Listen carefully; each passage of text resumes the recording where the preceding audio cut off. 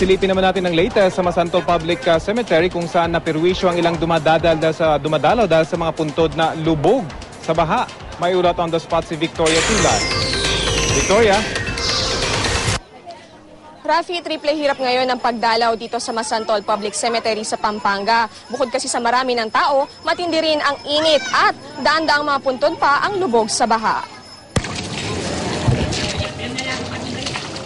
Tirik ang araw dito sa Masantol, Pampanga, pero sa public cemetery ng bayan, abot hanggang binti pa rin ang baha. Tuloy ang mahigit 100 mga nicho na kalubog sa napakaruming tubig. Ayon sa mga residente, simula ng hagupitin ng habagat noong Agosto ang Pampanga, hindi pa rin nawawala ang baha sa sementeryo.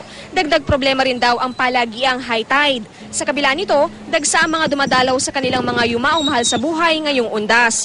Kanya-kanya silang dala ng pagkain, bulaklak at tent. Meron din ngayon lang nagkaroon ng pagkakataong maglinis ng puntod.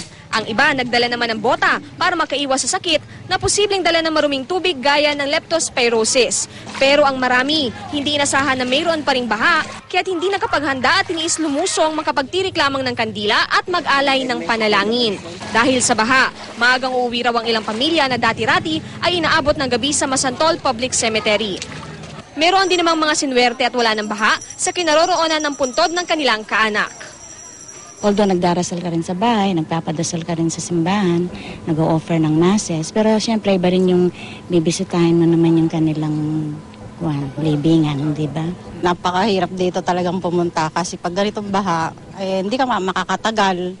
At tulad nito, mabaho, maitim, kaya siguro, sandali lang kami ngayon. Dati-dati, walang ganitong tubig. Alos maghapon kami.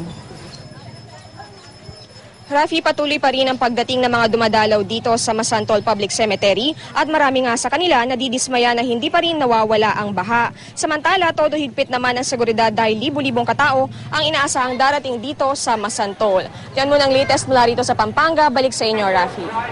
Maraming salamat, Victoria Tulad.